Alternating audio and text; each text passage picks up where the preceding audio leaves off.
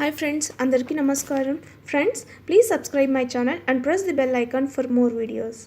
ఈరోజు వీడియోలో చాలా సింపుల్గా క్విక్గా తయారు చేసుకునే వెజిటేబుల్ పలావ్ ఎలా తయారు చేసుకోవాలో ప్రెషర్ కుక్కర్లో ఇప్పుడు చూపిస్తాను.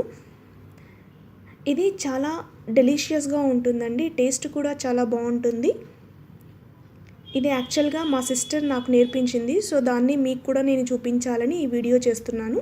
మొదటగా ఒక మిక్సీ జార్ తీసుకొని అందులో ఎండు కొబ్బరిని యాడ్ చేయాలి.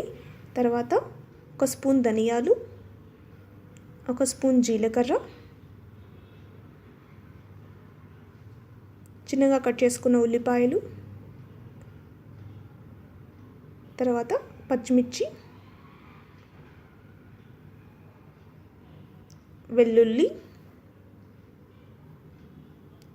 చిన్న అల్లం ముక్క, తర్వాత టమోటాని చిన్న చిన్నగా కట్ చేసుకొని ఇలా మూత పెట్టుకొని గ్రైండ్ చేసుకోవాలి. ఇలా కొద్దిగా గ్రైండ్ అయిన తర్వాత ఇందులోకి ఒక 5 ఏలకులు యాడ్ చేసుకోవాలి. ఇలా యాడ్ చేసుకొని కావాలంటే కొంచెం వాటర్ వేసుకొని ఇలా ఫైన్ పేస్ట్ లాగా తయారు చేసుకొని పక్కన పెట్టుకోవాలి. ఇది మనం బిర్యానీలోకి వాడుతున్నాం కాబట్టి. ఇప్పుడు స్టెప్ 2, స్టవ్ వెలిగించి అందులో కుక్కర్ పెట్టుకొని హీట్ అయిన తర్వాత 2 స్పూన్స్ నెయ్యి యాడ్ చేసుకోవాలి. ఈ పులావ్కి నెయ్యి యాడ్ చేయడం వల్ల మంచి టెక్స్చర్, టేస్ట్ కూడా ఉంటుంది. నెయ్యి బాగా వేడైన తర్వాత ఒక స్పూన్ జీలకర్ర,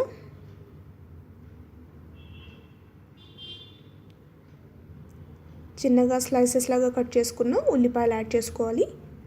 ఇవి బాగా రంగు మారేంత వరకు ఫ్రై చేసుకోవాలి. ఇందులోకి నేను మసాలా దినుసులు ఏం యాడ్ చేయట్లేదండి.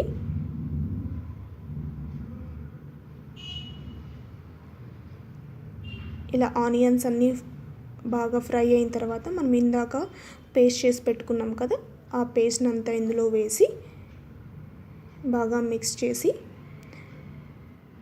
అందులో ఉన్న పచ్చి వాసన పోయేంత వరకు మనము వేపుతూ ఉండాలి.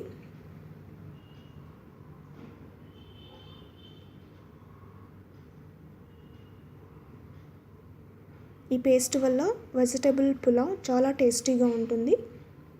చూసారుగా, ఇలా వీడియోలో చూపిస్తున్నట్టుగా ఘీలో మొత్తం ఈ పేస్ట్ మొత్తం ఫ్రై అయ్యి అందులో ఉన్న పచ్చివాసన మొత్తం వెళ్ళిపోయేంత వరకు ఒక 2 to 3 minutes పాటు మీడియం ఫ్లేమ్ మీద ఇలా కుక్ చేసుకోవాలి. చూసారుగా, ఇప్పుడు పేస్ట్ మొత్తం బాగా కుక్ అయింది. ఇప్పుడు మనము ఇందులోకి వెజిటేబుల్స్ అన్నీ యాడ్ చేసుకోవాలి. ముందుగా పచ్చి బఠానీలు, క్యారెట్ ముక్కలు, బీన్స్, చిన్నగా కట్ చేసుకున్న ఆలుగడ్డ ముక్కలు, తర్వాత వీటన్నిటికీ వెజిటేబుల్ పులావ్కి అంతా సరిపోయే విధంగా సాల్ట్ యాడ్ చేసుకొని బాగా మిక్స్ చేసుకోవాలి. ఇలా మిక్స్ చేసుకొని మూత పెట్టి ఒక 2-3 minutes పాటు కుక్ చేసుకోవాలి మీడియం ఫ్లేమ్లో.